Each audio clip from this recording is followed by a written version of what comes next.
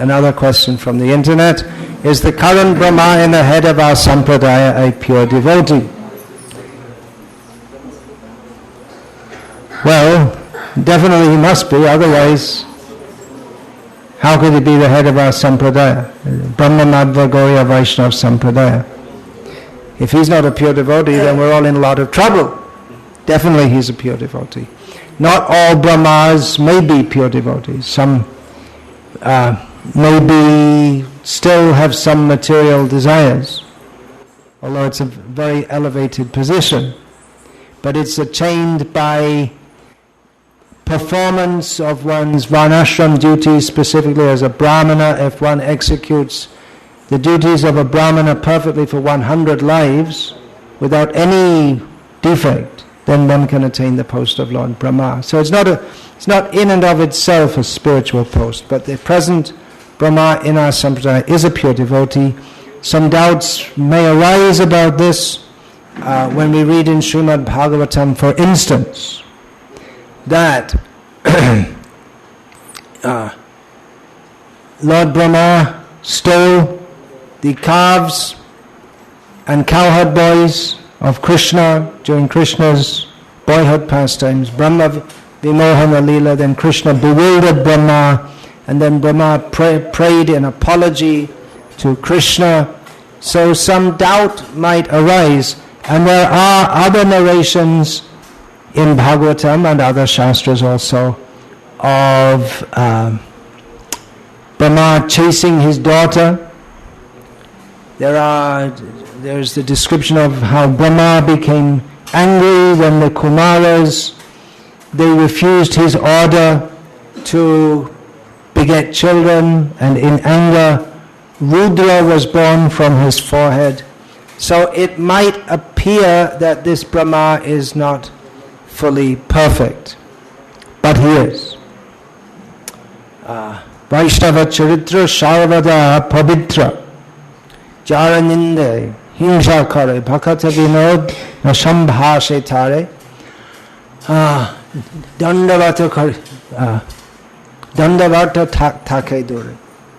He says, Bhaktivinoda Thakur says, the character of a Vaishnava is always pure, and whoever blasphemes him, Bhaktivinoda says, I'll offer him respects from a distance. So, it might appear in the character of great personalities that there's some defect, but we shouldn't see like that. For instance, by Brahma's taking away the calves and cowherd boys of Krishna, that demonstrated how much greater than Brahma is Krishna. Because reproduce. Actually, there are many points about this Leela. I think I spoke about this just now in Srirangam. How Krishna, did I speak about that? How Krishna fulfills many purposes by one pastime. So by doing that, Brahma, he became instrumental in Krishna's pastimes. In that, and also we have to consider who could steal Krishna's calves and cowherd boys. It's not anyone can do that. And as for other things, well, when the sons of Marichi, when they laughed at Brahma, they scoffed at Brahma for having chased his daughter, then they had to take birth in the wombs of demons. They went through several births. So we should be careful. It's if someone who is on a very high platform does something which is not proper, then we should consider the various considerations. One of them is apichet sudaracharo bhajate mam ananyapak sadhureva samantavya samyak vyavasito hi saha kshipram bhavati dharmatma shashvat Shantim nigachati, konteya pratijanihi name bhakta pranashyati. Krishna says that if someone who's completely dedicated to me circumstantially engages in some very bad activity, that should not be taken seriously. They should still be considered a saintly person, because they'll very quickly come to the proper position. Therefore, Krishna says to Arjuna, declare it, that my devotee is never vanquished. So Brahma, he came as Haridas Thakur in the pastimes of Chaitanya Mahaprabhu. The position of Brahma is the topmost materially in the universe. Haridas Thakur was born in a Muslim family, which is considered, nowadays we're not supposed to say things like that because of, it's all, everyone's supposed to treat everyone equally, but it's considered very low because it's against the Vedic principles to take birth in a Muslim family. But because of his complete dedication to Harinam and to the lotus feet of Chaitanya Mahaprabhu, Chaitanya Mahaprabhu awarded him the position of Namacharya. Chaitanya Mahaprabhu came to teach the holy names, and he did that personally and through his disciples, and particularly gave the title Namacharya to Haridas Thakur. So Haridas, even though he's Brahma, he wanted to take a position of great humility. So as being born in a Muslim family, he'd get no social respect. So yes, Brahma, he's the head of our sampradaya. Madhvacharya doesn't include, he doesn't comment at all, or even include in his Bhagavatam commentary the Brahma Vimohana Leela. He just leaves it out. He doesn't deny that it exists, but he doesn't, because we shouldn't even see such things. We should not think badly.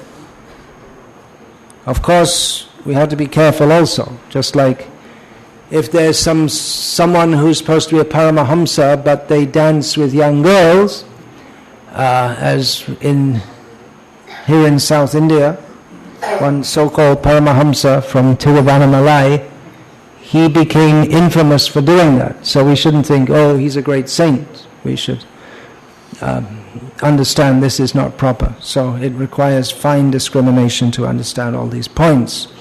Okay, another question. You want to start?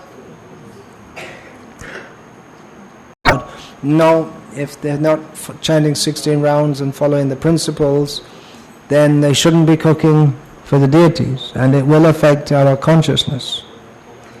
Bishaye onna khaile malin hoy mon malin hole nahe Krishna smaran.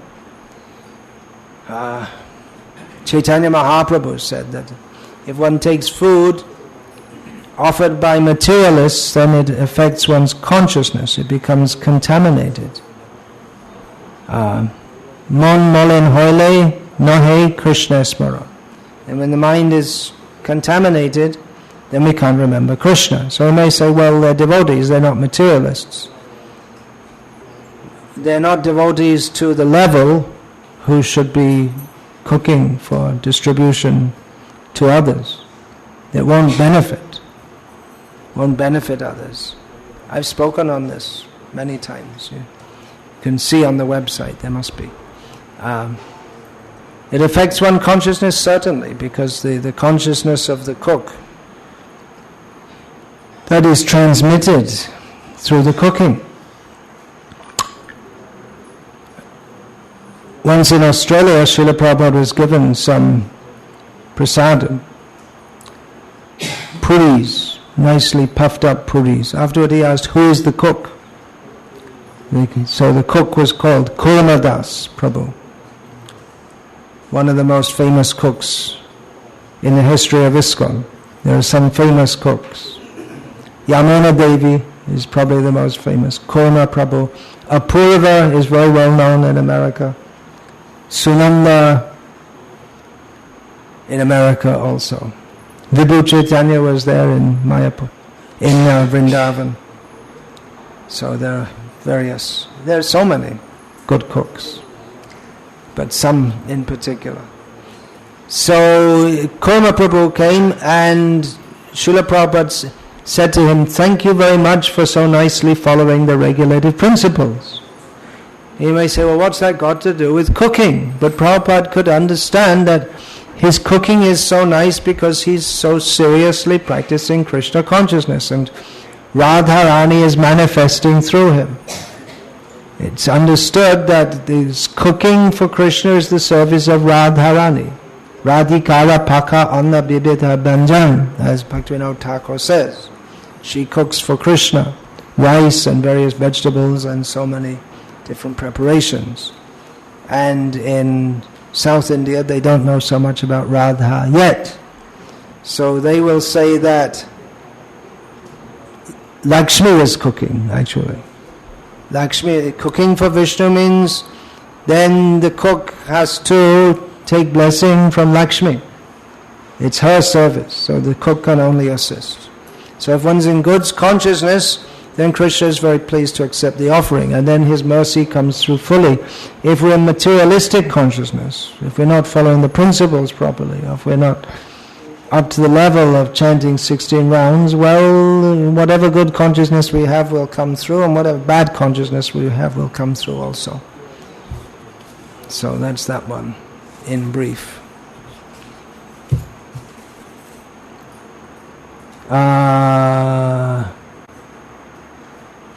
Okay, another question. Are there different grades of pure devotees? Yes. Chaitanya Mahaprabhu's teachings, Ramya Kachid Upasana Vajavadhu Vargena Ya Kalpita, that the topmost method of worship of Krishna is by the Gopis. Krishna himself says that. We'll find in the 11th canto of Bhagavata. Now, it doesn't mean that other pure devotees are somehow contaminated. What they're doing is full and perfect. Just like, for instance, in Vrindavan there are so many cows.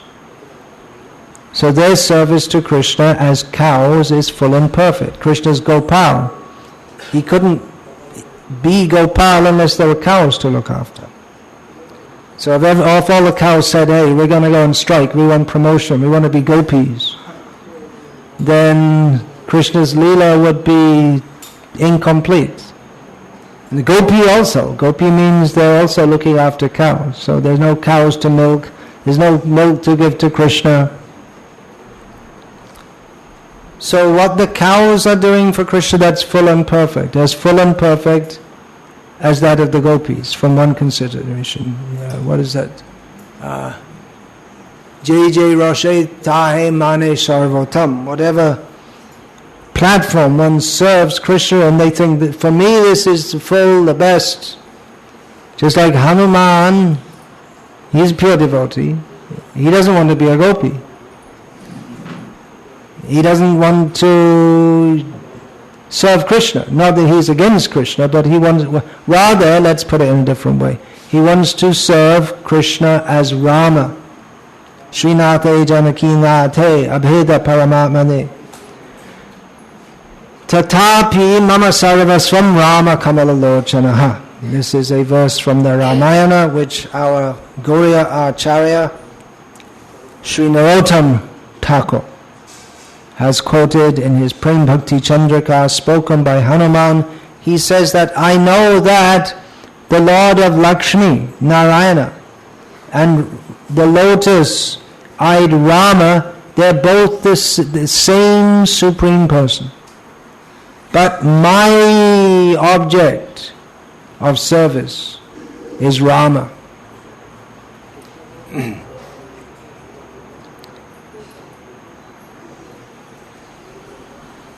There's a story in this regard that Garuda was sent by Krishna in Dwarka, that you go see Hanuman and tell him to come to see me, because Hanuman is Chiranjeevi, he lives in Kimpurusha Loka. So Garuda came to Hanuman and said, you come? Krishna is going. He said, no, I'm busy serving Rama. He said, well, I can take you. I can you can go and come back. I'm Garuda, I can go. I can go. I can go quicker than anything. Well, Hanuman said no. And then Garuda went back. And this is all connected with Satyabhama actually. So, and Krishna told him that, well, Rama, he's there, he wants to see you, so you come. So Garuda went and he told Hanuman, you can go on my wings, I'll bring you quickly. He said, forget your wings. Rama's there, he jumped quicker than Garuda could go. And in the meantime, Krishna and Satyabhama changed into Rama and Sita. So Hanuman was in ecstasy. So it's a case, Hanuman is fully satisfied. And Rama also wouldn't be satisfied if Hanuman says, there's no question of it, but he'd say, look, yeah, well, Rama, yeah, okay, but I'm going to go and worship Krishna now. No, pure devotees, whatever mode they serve in is full and perfect. In this world also there are pure devotees, those who are completely free of any vice, and there are those who are on the path. Pure devotee, they may be called Uttama Adhikari. Adhikari means they're qualified to perform devotion in the topmost way. They may not have reached the topmost platform. Anyabhilashita shunyam jnana kamadyanavritam anukulyena krishnanushilanam bhaktiruttama. Uttama bhakti, or the highest level of bhakti, is one in which one does not cultivate any desire for self-aggrandizement on the gross material platform or on the subtle mental platform, or one doesn't desire liberation from this world, but once one has made the goal of one's life to serve Krishna only, nothing else, without any other desire, and cultivates that in a favorable manner. So such a person is qualified to serve Krishna. That is the topmost level of service, but he may not be fully situated in that. So in one sense, one can be even a beginner and be a pure devotee, if one's goal of life is only to serve Krishna. Of course, there's a great difference between great acharyas like Srila Prabhupada and Srila Bhaktisiddhanta Saraswati Thakur, Srila Bhaktivinoda Thakur, and ourselves. But they come to bring us up, to close the gap, to bring us up to the pure platform. So there are grades of pure devotees, certainly. Then, a question in reference to Srimad Bhagavatam, Canto 2, Chapter 2, Text 30, in the purport toward the end, Prabhupada says, this is quoting from, Srila Prabhupada is quoting from and paraphrasing from Sri Chaitanya Mahaprabhu's instructions to Rupa Goswami, as stated in Sri Chaitanya Charitamrita, about the creeper of devotional service.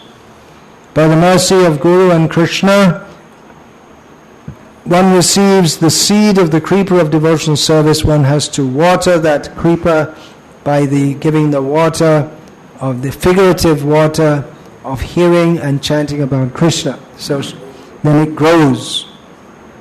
Then the creeper grows. Then Srila Prabhupada writes, it so happens that by the watering process, some weeds are also grown, and unless such weeds are uprooted, the nurturing of the main creeper, or the creeper of Bhakti Yoga, may be hampered. Actually, these weeds are material enjoyment, merging of the self in the absolute without separate individuality, and many other desires in the field of religion, economic development, sense enjoyment, and emancipation. There are many other weeds like disobedience to the tenets of the revered scriptures, unnecessary engagements, killing animals, and hankering after material gain, prestige, and adoration. So that is more or less a direct translation of passage from Sri Chaitanya Charitamrita. Then the question from Kalki Das: if we are chanting the holy name of the Lord and reading Srimad Bhagavatam daily, then why are desires arising that are completely contrary to the process of pure devotional service? I know for a fact that I'm suffering from weeds. How can I remove these weeds? Well, why do the desires arise? Well, arise is just the right term, because they're there deep in the heart. They arise. It may be just like in a lake.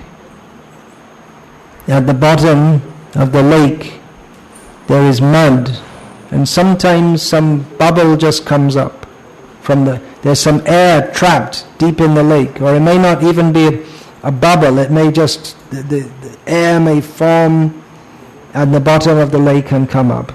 So the reason is that we've been in this material world since time immemorial, and we have so many material desires, and hearing and chanting about Krishna is the cleansing process. It doesn't mean that everyone becomes immediately cleaned. If we're chanting the holy name, the question is, how do desires arise? But how are we chanting? Are we chanting in full purity?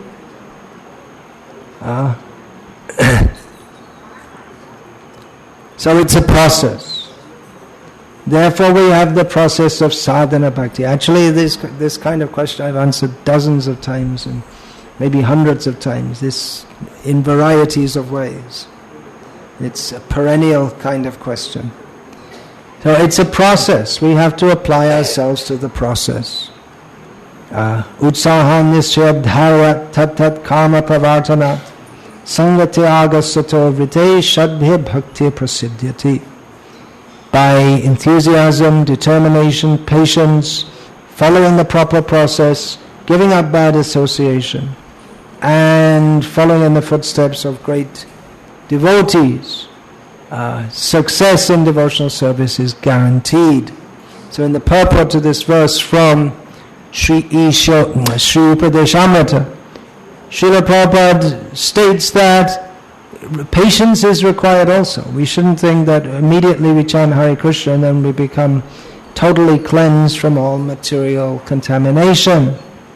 He gives the example that after a girl gets married, she expects to get a child, but she has to wait a little time. When she's married, it's expected that she'll have a child. Of course, nowadays, they don't bother getting married. They just get a child without marriage, in many cases also. But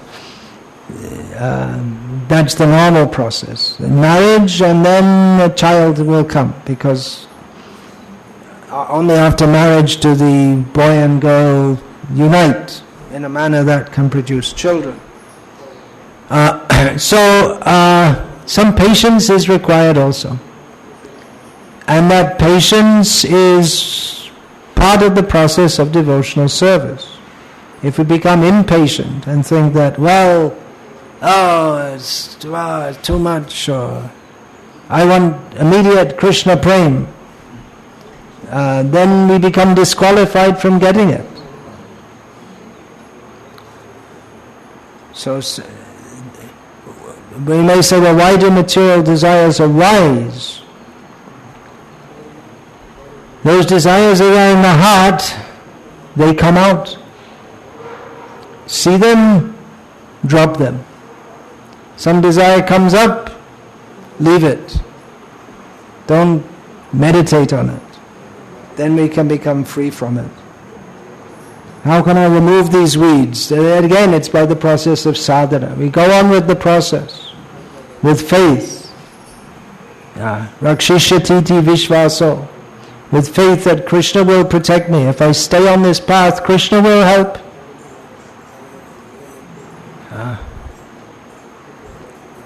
So what's the answer? How do I get rid of these weeds? go on with the process of sadhana and be careful. Anukulyasya sankalpa pratikulyasya varjanam. Accept everything which is favorable for devotional service and reject everything that is unfavorable. We can't expect to advance unless we do this. That means we have to have plenty of hearing and chanting about Krishna in our life. And things which are unfavorable, like so many times I say this, but it's a common anartha, watching all kinds of nonsense things on TV, not turning off our cell phone when we come to the temple, even though we're asked to so many times. So many things. This will impede our devotional advancement. If we follow the process, then Krishna will help. To the extent that we follow, Krishna will reciprocate.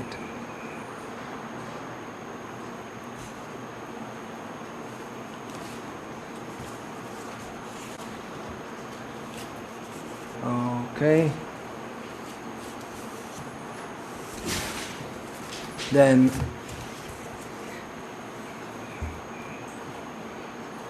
recently on the internet was published the story,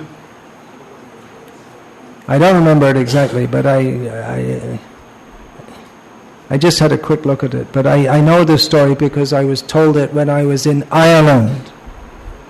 Ireland, until recently, was a very strongly Catholic country.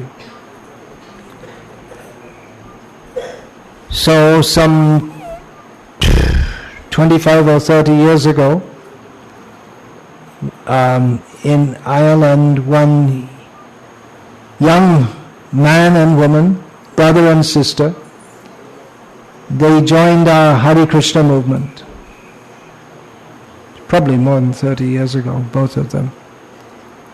And their mother was very concerned because she thought, oh, they're supposed to be Catholics. If they become Catholics, then if they go away from being Catholics, then they may go to hell or whatever.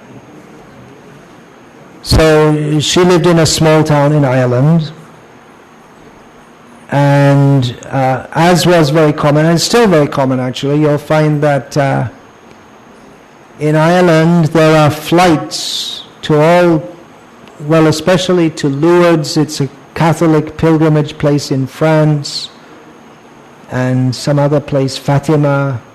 So it's a common thing that Irish people go to places in Europe which are holy places connected with the Virgin Mary. Just like we have holy places in India. Tirupati is very close to here.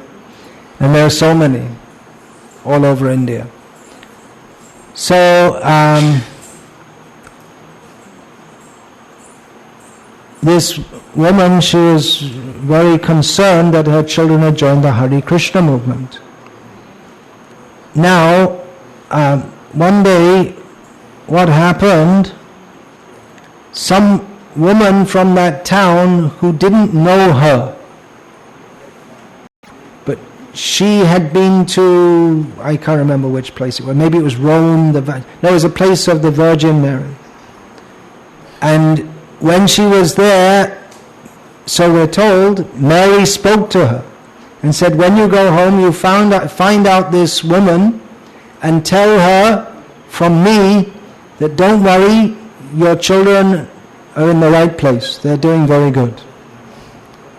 And so when she went back to her town, she found out that woman. She asked, who is this? Does anyone know? She found out and said, I just went to Fatima or whatever it was, and Mary told me to tell this to you. She didn't know, it's just your children are in the right place. She didn't know who that woman was, that her children had joined the Hare Krishna movement, but then that woman became convinced. And actually her son and daughter are two of the most amazing devotees in our whole movement up to the present time. Their service is, dedication is legendary. So this came on the internet, but I didn't read the article. But that came up on the internet about this. But seems to be that there's in this article, then they're recommending that you can pray to the Virgin Mary. Devotees, is such a method of prayer to attain Krishna consciousness valid from the Shastric viewpoint? Well, just recently in Srirangam I spoke about how the material energy, Durga, she manifests as the mother principle or the goddess principle in various forms, and we can understand that the worship of Mary in Catholic Christianity, it's not there in Protestant Christianity. Probably in Orthodox Christianity is, but it's very much promoted in Catholic Christianity. So that we can understand that is a manifestation of what here in Tamil Nadu you would call Aman. And just like so many Hindus, maybe more than Christians, in Tamil Nadu they go to the church of Our Lady of Velankani, because they see, well, I don't know what they think exactly, but they understand that the supreme power is acting through this goddess. So for coming to Krishna consciousness, it may be someone, they're raised as a devotee of Shiva, they pray to Shiva, please help me to find the highest truth, and Shiva points them toward Krishna. It may be. But having come to this line, we should worship Krishna and his pure devotees exclusively in the way that is given by our acharyas. It may be, especially in the Western world, we see some devotees, they, even after coming to Krishna consciousness, they're attached to worshipping Jesus. They may keep on their altar at home a picture of Jesus also. And there's no harm in that. But it's not something particularly that we promote. One reason is that the teachings of Jesus as they're generally understood in this world, they're apparently contradictory to what we receive in our Vaishnava principle. For instance, they say if you don't worship Jesus, you go to hell forever, which is one main reason why I left my Christian background, because I couldn't imagine that God would be so harsh as to send us to hell forever. So it's better to not try to mix up the two systems. But if someone has some attachment there also, we won't force it. It's not that it's totally against the Vaishnava principle, because after all, Jesus, he also taught to love God with all your heart and soul. But gradually, as one comes to realize the super excellence of the teachings of Chaitanya Mahaprabhu and the far deeper understanding of spiritual science as given in Bhagavad Gita and Srimad Bhagavatam, devotees may come to understand that although we should respect Lord Jesus, but it's not necessary to go through him or Virgin Mary or whatever for our spiritual advancement, and we shouldn't particularly encourage that. Can we equate such prayers as the prayers of the Gopis to the demigoddess Katyayani to attain Lord Krishna? Yeah, that's described in the Bhagavatam that the Gopis, some of the Gopis of Vrindavan, they supplicated goddess Katyayani for attaining Krishna. But it is specifically described in the Acharya's commentaries that Katyayani was not the material Durga, but she was the internal potency of Krishna. So in general, we don't encourage demigod worship. No. That is a distraction in Krishna consciousness.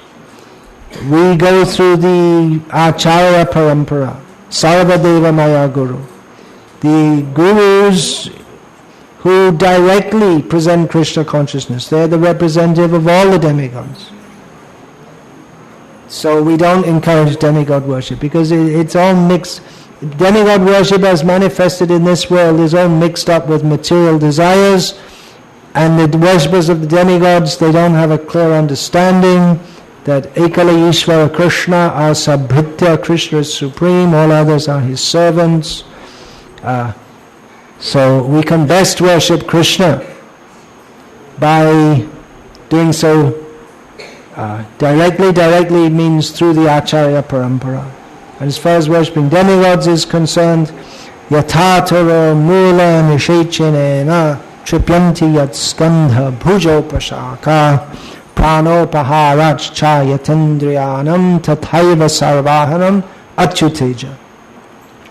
Just as by supplying water to the root of a tree, the leaves, twigs, fruits, flowers, and branches of the tree are all nourished.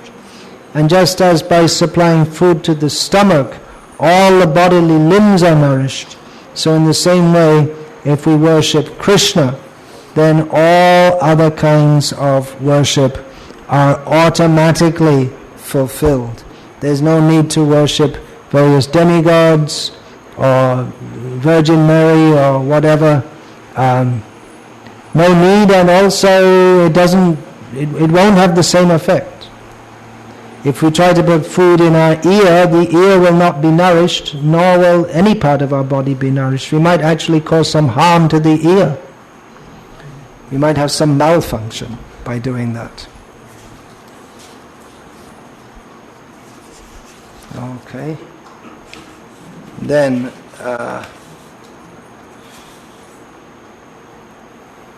another question.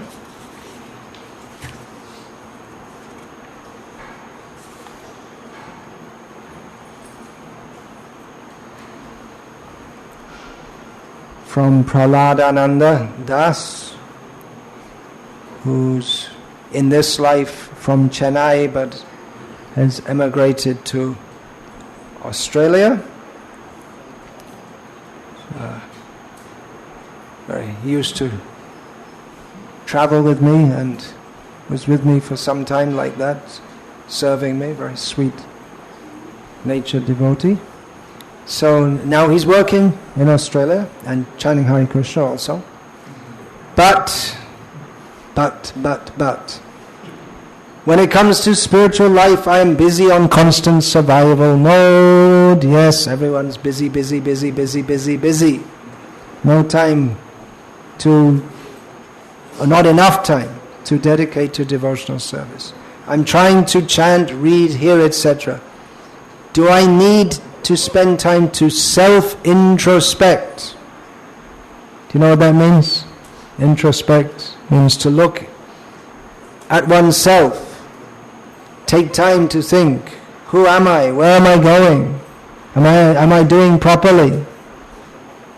Take time sometime to stop and think that instead of just running, Hare Krishna, Krishna Krishna, Hare Ram, just sometimes am I going properly? Am I actually performing my devotional service in a proper way? Am I dealing with others properly?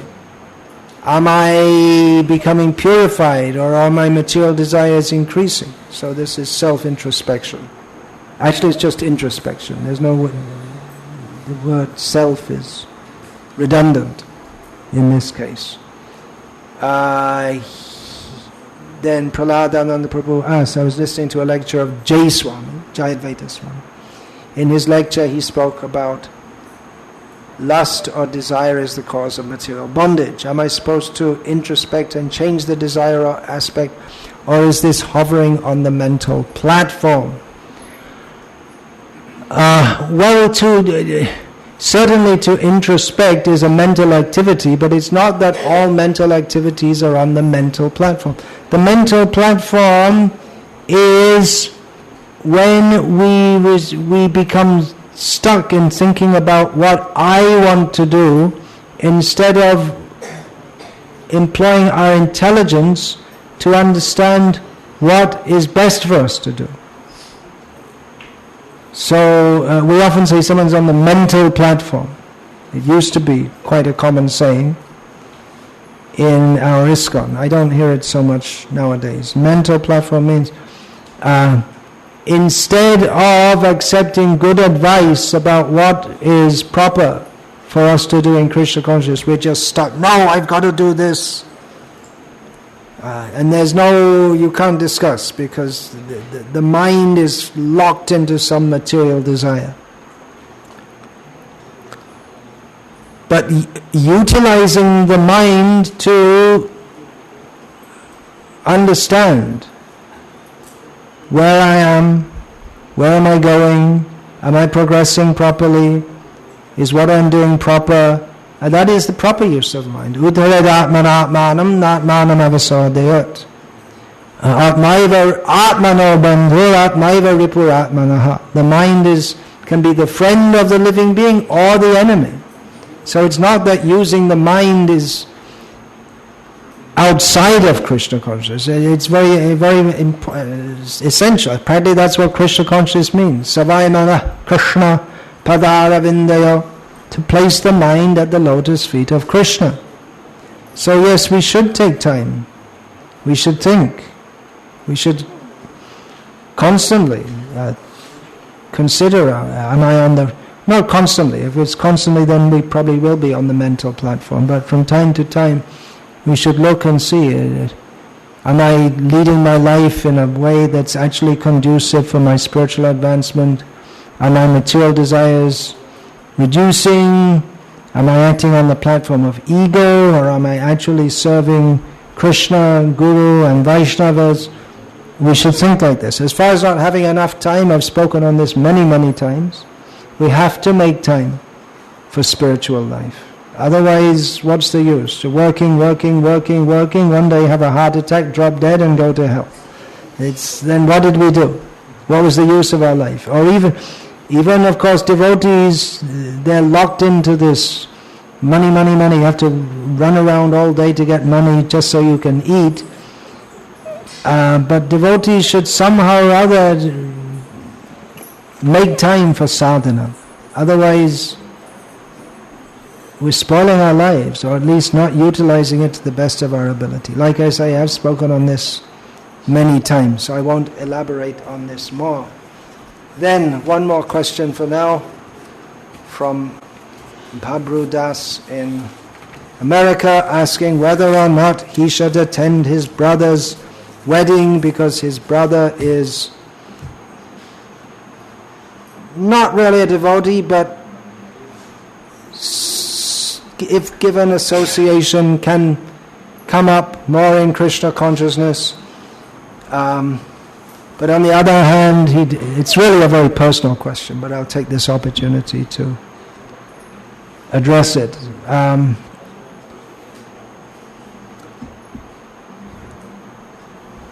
Well, that's good enough reason to go to, because hopefully, in the normal course of events, people only get married once in their life. So it's a big thing. Maybe in America, it's 1.5 times or something like that. By average, of course, you can't get married 1.5 times, but on average, or maybe it's 2.5. I don't know. Or maybe it's just like one, because so many people get divorced and so many people, they don't get married at all. It doesn't mean they all become monks. They're vyabhichari. They're having sexual liaisons without marrying. So that's a good reason to go. Babru Prabhu is concerned about I have to go and all these materialistic people. Well, it could also be a good preaching opportunity in as much as if you're there and you're a devotee and then they'll ask you questions. Why are you like this? And you can explain to them. So it could be You could take books and distribute them also. So anyway, you have to decide. I'm not going to decide for you. It's the other side of the country. America's a big country. It's, I think, more than twice as big as India. So you can imagine. But anyway, you can fly around here and there. You have to have money. So anyway, you decide what to do. But I wouldn't go because I'm a sannyasi, but you're not, so you can take the opportunity to please your brother, give him some encouragement in devotional service. You can give him a wedding gift, give him a set of Prabhupada's books, that's a great gift, great wedding gift. If you have to give wedding gifts, what do people give? They give mixies. I think when people get married, they get 20 mixies and they just go and sell them back.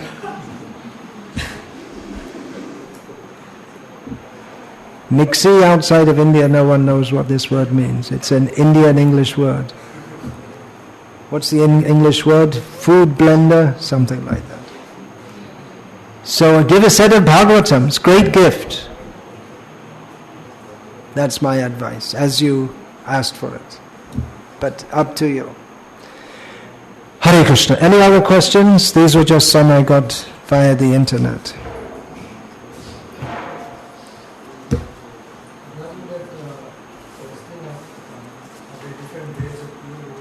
Yeah.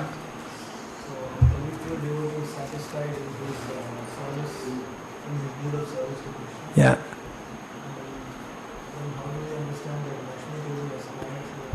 If every devotee is satisfied in their level of service, why does Lakshmi desire to taste or to join in the Rasa Leela? Well, maybe that's an exception. But that's the general rule. But then she couldn't either, because she's Lakshmi. But it's not that she's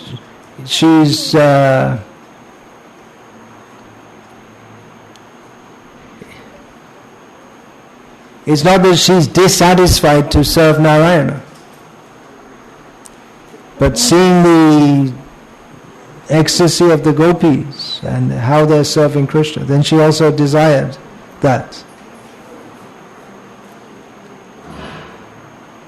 But it's not that she's dissatisfied. She's very happy to serve Narayana. Anything else? Yeah, I'll just take this question. Maharaja told Rudra is coming from Brahma. Rudra comes from Brahma. Yeah, you'll find this. That's in 3rd canto of Bhagavatam. Yeah, he's one of the 11 Rudras, or Lord Shiva? Which Rudra is it? The Shiva Tattva is a very big topic. There's Sada Shiva practically in the spiritual world. There are various manifestations of Shiva.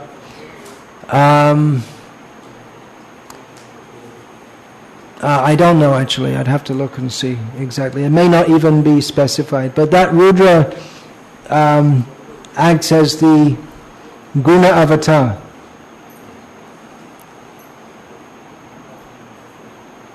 So, presumably then that's the Shiva who's the source of the various Rudra manifestations. If you look in Bhagavatam, you can see if there's more information. Or maybe in other Puranas. Yes, please.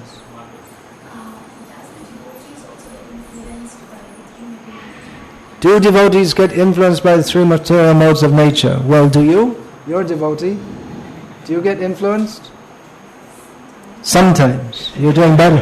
You're doing better than most of us.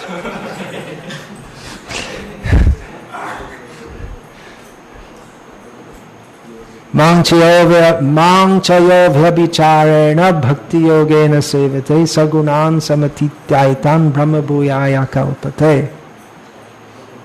Krishna says, one who engages in unflinching, unalloyed, what's the word Prabhupada uses? Undistracted. devotional service to me transcends the modes of material nature, becomes completely fixed on the transcendental platform.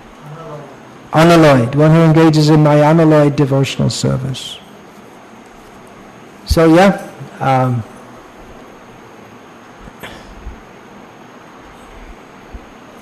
we are also influenced by the modes of material nature. But we should practice Krishna consciousness very seriously, and then gradually we'll become free from that influence. Any other questions? You said there's someone else?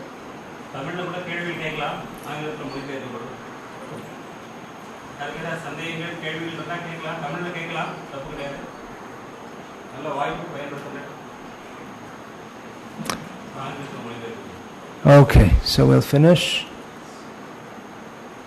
Hare Krishna. I have a question. We have how many Bengali devotees here? 2. Could you understand? I was speaking in English? Na. Alpo. Alpo mane pray nai. Anyway, Hare Krishna. Hare Krishna!